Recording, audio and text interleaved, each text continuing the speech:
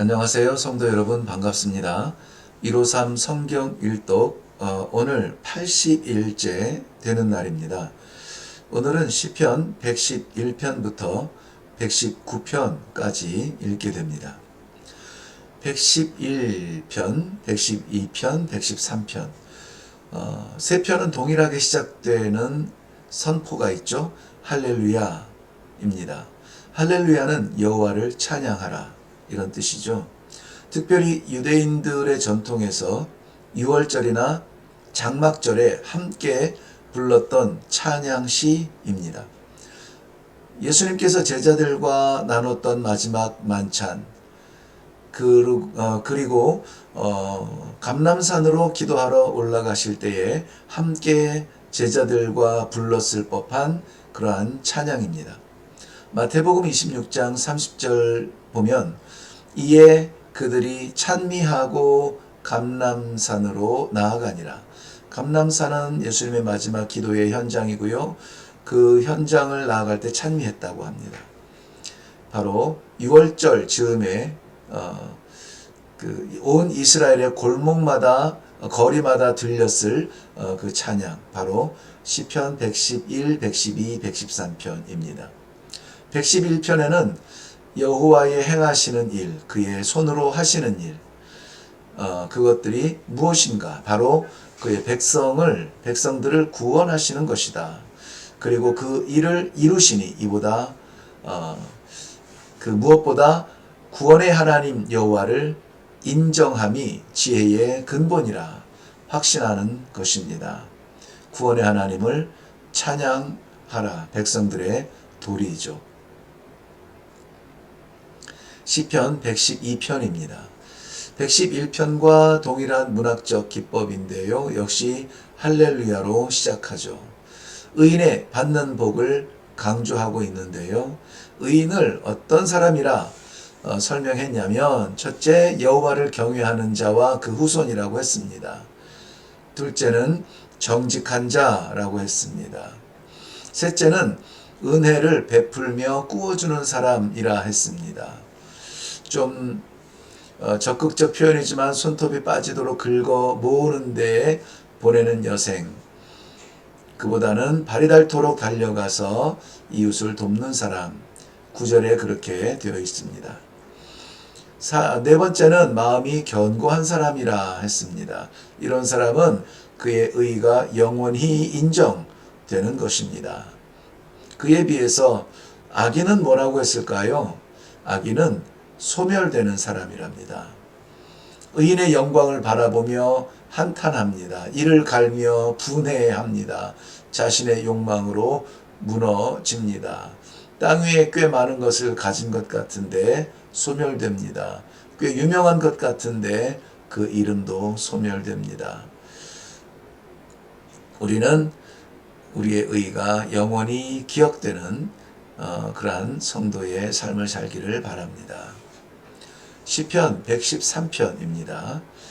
시간적으로 보면 이제부터 영원까지, 공간적으로 보면 해 돋는 데부터 해 지는 데까지 찬송 받으시기에 합당하신 하나님은 하늘보다 높으신 우주의 창조자이신데, 가난한 자, 궁핍한 자를 세워주시되 지도자들과 함께 세워주신다 말씀하고 있습니다. 누구도 흉내낼 수 없는 하나님의 긍휼하심과 그 사랑을 찬송해야 합니다. 할렐루야로 들어와서 할렐루야로 나가는 시편 113편. 여기에서 강조하는 것은 무엇일까요? 네, 찬송하라는 명령입니다. 찬송하라는 문장이 강조되는 것이 아니라 찬송하라는 명령이 강조되는 것이죠. 시편 114편입니다. 유대인의 6월절 가정에서 절기를 시작하며 부르던 소망의 찬송시 113편과 114편. 절기를 마치면 115편부터 118편을 불렀다고 하죠. 바다와 산들과 거기에 있는 모든 것들이 주관자이신 하나님을 찬송합니다. 세상의 주관자이신 하나님께서 홍해와 요단을 가르시며 그의 백성을 건너게 하신 믿음의 찬송입니다. 믿는 자가 부를 수 있는 찬송이라는 내용이죠. 8절에서 반석을 통하여 샘물을 주시는 능력의 하나님께서 동행하시는 축복입니다. 하나님의 동행이 축복이지만 그 하나님이 어떤 하나님이냐? 반석을 통하여 샘물을 주신다. 완전 역전의 아이디어 아닙니까? 반석과 물은 전혀 다른 성질의 것인데 반석을 깨트려 샘물, 생수를 물을 주실 수 있는 그분이라면 동행하고 싶지 않으세요? 시편 115편입니다. 4절부터 8절은 우상을 의지하는 어리석음을 고발하고요. 9절부터 11절은 여호와를 의지하는 자의 지혜가 대립하며 등장하고 있습니다. 어리석음과 지혜. 본문에서 말하는 어리석은 자와 지혜 있는 자의 결말이 하늘과 땅으로 나누어지죠. 먼저는 생명 없는 우상을 따르는 자들은 17절 보면 죽은 자로 나타나며 적막한 데로 내려갑니다. 스오리요, 음부요, 우리가 말하는 지옥이요. 그런가 하면 두 번째는 여호와는 살아 계셔서 우리의 도움이시오 방패가 되어 주십니다. 9절부터 11절에 세 번이나 등장하는 내용이죠. 이런 여호와를 경외하는 자들은 18절 보면 이제부터 영원까지 여호와를 송축하리로다. 아멘이 안 될 수가 없는 말씀입니다. 이제부터 영원까지 여호와를 송축하리이다. 그런 찬양의 현장에 함께 서는 성도님들이 되기를 바랍니다. 시편 116편입니다. 2절에 보면 우리가 기도할 때에 귀를 기울이시는 하나님. 6절 보면 우리가 어려울 때에 우리를 구원하시는 하나님. 영혼을 사망에서 눈물에서 넘어짐에서 건지시는 그 하나님. 그 하나님을 내가 사랑합니다. 참으로 담대한 사랑의 고백시입니다. 13절 보면 구원의 잔을 들고 여호와께 서원을 갚습니다. 여호와께 서원을 갚습니다. 구원의 잔을 들고 그 구원의 잔을 채우신 여호와께 서원을 갚아야 합니다. 모든 사람이 볼 수 있도록 공개적인 사랑을 합니다. 감춰진 믿음이 아닙니다. 감춰진 신앙이 아닙니다. 특별한 사역이 아니고는 담대하고 당당하게 공개적으로 사랑하는 것, 그것을 오히려 자랑하는 사람, 우리 모든 성도들 되기를 바랍니다. 시편 117편입니다. 전체 성경에서는 가장 짧은 시입니다. 그러나 이 작은 본문에서 세상의 모든 나라를 다 초청하고 있습니다. 교회나 믿음의 공동체 사이즈는 중요하지 않습니다. 그 안에서 어떤 일이 일어나는가 하는 것이 더욱 중요합니다. 2절의 본문이 세상의 민족을 품었다면 우리의 침묵은 이 본문 앞에 부끄러울 수밖에 없습니다. 세상은 듣고 싶어 합니다. 아니, 들어야 합니다. 우리에게 향하신 여호와의 인자하심이 크시고 여호와의 진실하심이 영원함이로다.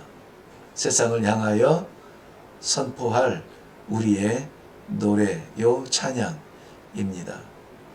아무리 많은 사람이 모여도 이것이 침묵되어지면 아무것도 아니죠. 그러나 아무리 적은 사람이 모여도 이것이 선포되어지고 땅끝을 향한다면 그야말로 이 시대의 믿음의 거인이 될 것입니다. 시편 118편입니다. 장막절이 마치면 광야에 머물던 유대인들이 다시 예루살렘과 각 성읍으로 돌아가게 됩니다. 바로 그때 왕과 제사장들과 백성들이 한 목소리로 부르는 찬송입니다. 그 인자하심이 영원함이로다. 두렵고 험난한 광야에서 최고의 위로가 아닐 수 없습니다.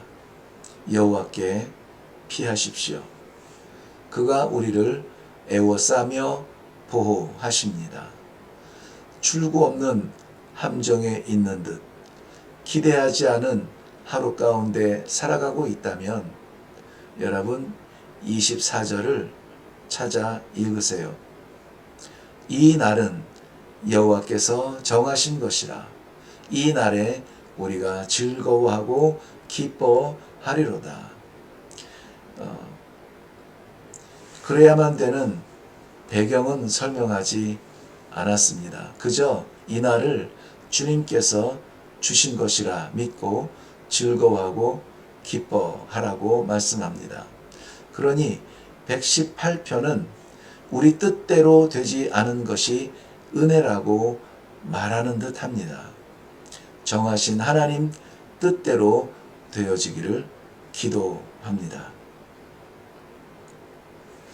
시편 119편입니다.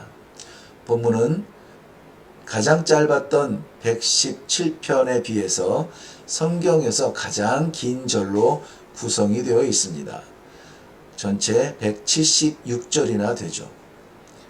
히브리어는 22개의 알파벳으로 되어 있는데요. 그 알파벳 하나하나가 각 절의 첫 단어로 시작하도록 구성되어져 있는 그 히브리 문학의 한 장르인데요.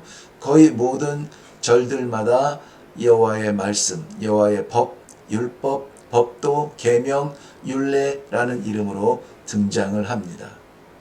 우리 말로 하면 기역, 니은, 디귿, 리을. 첫 여는 기역으로 시작되고 둘째 여는 니은으로 시작되는 그러한 좀 재밌는 문학 작품인데요. 당연히 119편의 주제는 여호와의 말씀이겠죠. 가장 긴 시를 남기려고 의도적으로 기록한 것은 아닙니다. 잊지 말아야 할 소중한 메시지를 우리가 말로 표현하는 기역, 니은, 디귿 이것 없이 말할 수 없잖아요. 거기에 연마다 그것을 시작으로 반복하다 보니 가장 긴 시가 된 것입니다. 우리 삶의 여호와의 말씀이 이렇게 소중하게 중심에 있기를 바랍니다.